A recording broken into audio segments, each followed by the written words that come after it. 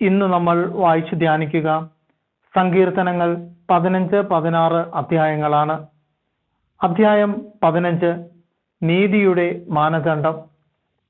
ദാവീദിന്റെ സങ്കീർത്തനം. കർത്താവേ, അങ്ങയുടെ കൂടാരത്തിൽ ആര് വസിക്കും? അങ്ങയുടെ വിശുദ്ധ ഗിരിയിൽ ആര് വാസമുറപ്പിക്കും?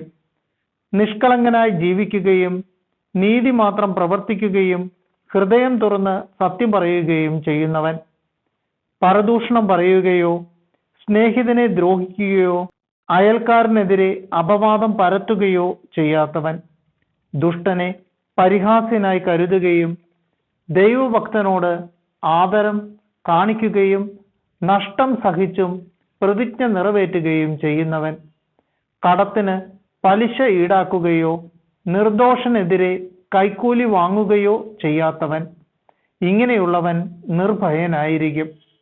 അധ്യായം 16 ദൈവം എൻ്റെ അവകാശം. ദാവീദിന്റെ ഒരു ഗീതം. ദൈവമേ, എന്നെ കാത്തുകൊള്ളണമേ, ഞാൻ അങ്ങയിൽ ശരണം വച്ചിരിക്കുന്നു. അവിടുന്നാണ് എൻ്റെ കർത്താവ്, അങ്ങിൽ നിന്നല്ലാതെ എനിക്ക് നന്മയില്ല എന്ന് ഞാൻ കർത്താവിനോട് പറയും. ലോകം വിശുദ്ധരെന്ന് കരുതുന്ന ദേവന്മാർ നിസ്സാരരാണ്, അവരിൽ ആനന്ദം കൊള്ളുന്നവർ അഭിശപ്തരാണ്.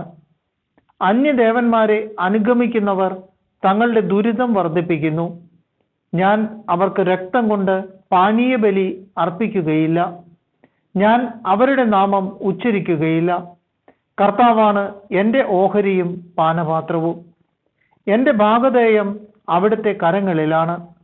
അഭികാമ്യമായ ദാനമാണ് എനിക്ക് അളന്നു കിട്ടിയിരിക്കുന്നത്, വിശിഷ്ടമായ അവകാശം എനിക്ക് ലഭിച്ചിരിക്കുന്നു. എനിക്ക് ഉപദേശം നൽകുന്ന കർത്താവിനെ ഞാൻ വാഴ്ത്തുന്നു. രാത്രിയിലും എൻ്റെ അന്തരംഗത്തിൽ പ്രബോധനം നിറയുന്നു. കർത്താവ് എപ്പോഴും എൻ്റെ കൺമുൻപിലുണ്ട്. അവിടുന്ന് എൻ്റെ വലത്തുഭാഗത്തുള്ളതുകൊണ്ട് ഞാൻ കുലുങ്ങുകയില്ല. അതിനാൽ എൻ്റെ ഹൃദയം സന്തോഷിക്കുകയും അന്തരംഗം ആനന്ദം കൊള്ളുകയും ചെയ്യുന്നു. എൻ്റെ ശരീരം സുരക്ഷിതമായി വിശ്രമിക്കുന്നു. അവിടുന്ന് എന്നെ പാതാളത്തിൽ തള്ളുകയില്ല. അങ്ങയുടെ പരിശുദ്ധൻ ജീർണിക്കാൻ അനുവദിക്കുകയില്ല. അങ്ങ് എനിക്ക് ജീവന്റെ മാർഗം കാണിച്ചു തരുന്നു. അങ്ങയുടെ സന്നിധിയിൽ ആനന്ദത്തിന്റെ പൂർണ്ണതയുണ്ട്. അങ്ങയുടെ വലത്തുകൈയിൽ ശാശ്വതമായ സന്തോഷമുണ്ട്.